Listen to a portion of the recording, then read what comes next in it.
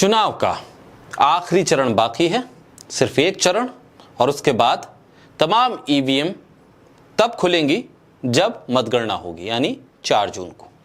4 जून को क्या नतीजे आएंगे, इसको लेकर आकलन भी चल रहा है। 400 पार का नारा अब सुनाई नहीं दे रहा। तमाम एक्सपर्ट्स, विश्लेषक और जो तमाम सर्वे एजेंसियां हैं, उनके फाउंडर, मैनेजर, उनके तमाम लोग अभी कह रहे हैं कि भाई 400 पार तो छोड़िए, 300 भी होना मुश्किल है, और हो सकता है कि आखिरी चरण के बाद मामला 250 से नीचे नीचे पहुंच जाए। इसलिए बहुत कुछ बदल सकता है 4 तारीख को। कांटे की टक्कर इसलिए कही जा रही है क्योंकि मुकाबला सिर्फ 2 धुरों पर खड़ी पार्टियों या गठबंधन के बीच में है। कोई तीसरा एंगल बहुत मुश्किल से ही कुछ एक आध सीटों पर ही निकल पा रहा है। यानी जब वोट बट नहीं रहे हैं तो सीधे तौर पर 2 हिस्सों में वोट जाने हैं, या तो एनडीए गठबंधन या इंडिया गठबंधन। बीच में कुछ एक सीटें हैं जहां पर एक तीसरा एंगल आ जाता है, कोई निर्दलीय या कोई और पार्टी। तब कुछ एक सीटों पर चुनाव नतीजों में कुछ परिवर्तन हो सकता है, लेकिन कमोबेश हर सीट पर इंडिया वर्सेस एनडीए गठबंधन है, जहां इंडिया गठबंधन ने बहुत मजबूत तरीके से अपनी मौजूदगी दर्ज कराई है। और यह भी रिपोर्ट्स हैं कि जनता ने खुद ब खुद इंडिया गठबंधन को चुना भी है। जहां पर विपक्ष की मेहनत ज्यादा नहीं है, वहां पर पब्लिक ने, लोगों ने, मतदाताओं ने अपना समर्थन अपने आप दिया है, क्योंकि उनके पास 2 सीधे सीधे ऑप्शन थे, इंडिया या एनडीए। अब 4 तारीख को क्या होगा?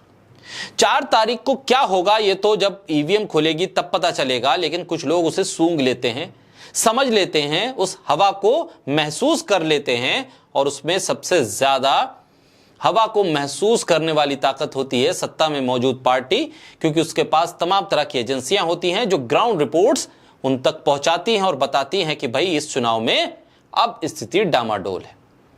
क्या ऐसा ही है मोदी सरकार के साथ?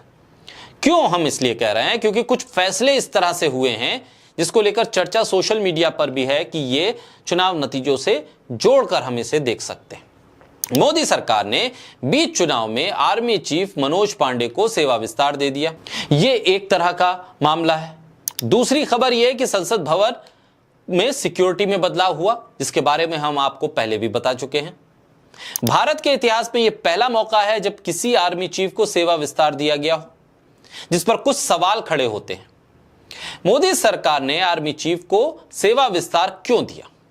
कयास ये भी लग रहे हैं कि चुनावों के बाद सरकार नए चीफ के नाम का ऐलान कर सकती है। हालांकि नए नौसेना प्रमुख का नाम का ऐलान चुनावों के दौरान ही हुआ। ऐसे में आर्मी चीफ के नाम का ऐलान भी किया जा सकता था, लेकिन उसे नहीं किया। सेना में ज्यादातर परंपरा यह है, जो वरिष्ठ अधिकारी होते हैं, वरिष्ठ लोग होते हैं, उन्हें चीफ बनाया जाता है। मगर मौजूदा सरकार ने एक आध बार नहीं, कई बार आर्मी चीफ और नेवी चीफ में वरिष्ठता क्रम को दरकिनार कर दिया, जूनियर को चीफ बना दिया। इस परंपरा को कई बार तोड़ा। ऐसे में आर्मी चीफ को 1 महीने का सेवा विस्तार देने का मतलब क्या है?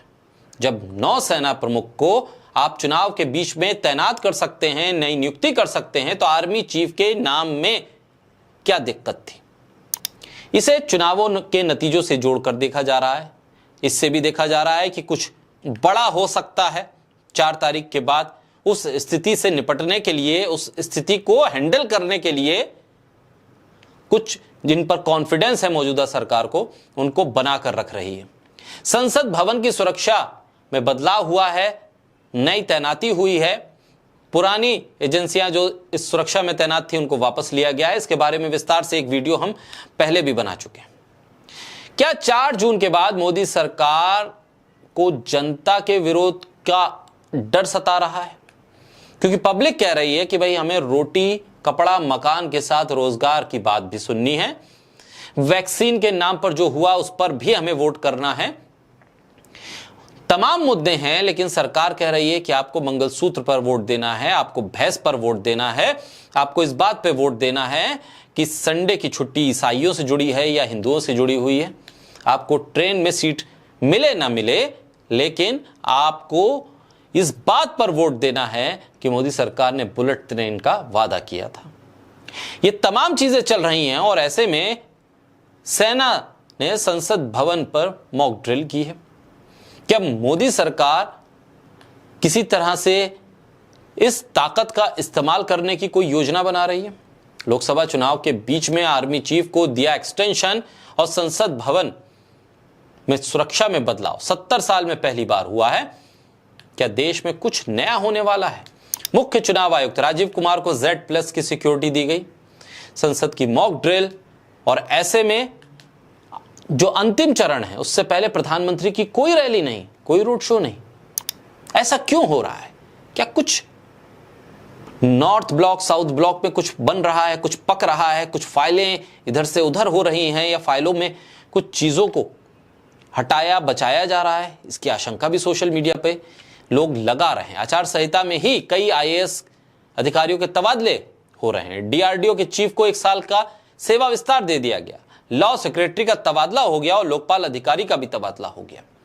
तमाम महत्वपूर्ण घटनाक्रम हो रहे हैं, प्रशासनिक तौर पर बदलाव हो रहे हैं, सुरक्षा के लिहाज से फैसले हो रहे हैं, और सबसे महत्वपूर्ण जो चीज नोटिस की जा रही है कि प्रधानमंत्री जो हमेशा 24 घंटे चुनाव के मूड में रहते हैं, रैलियां और भाषण के मूड में रहते हैं, वो अंतिम चरण के चुनाव के खत्म होने तक रैलियां नहीं कर रहे हैं। आखिरी चरण को ऐसे ही छोड़ दिया गया है, प्रधानमंत्री पहुंच नहीं रहे हैं, या कुछ नई चीजों पर अब नए सिरे से बात हो रही है, चर्चा हो रही है, क्योंकि 4 जून बहुत नजदीक है। ऐसे में क्या बदलाव है, क्या होगा 4 जून को, इसके लिए आपको बोलता हिंदुस्तान के साथ जुड़े रहना होगा, क्योंकि 4 जून को जो होगा वो आप तक पहुंचेगा सबसे पहले।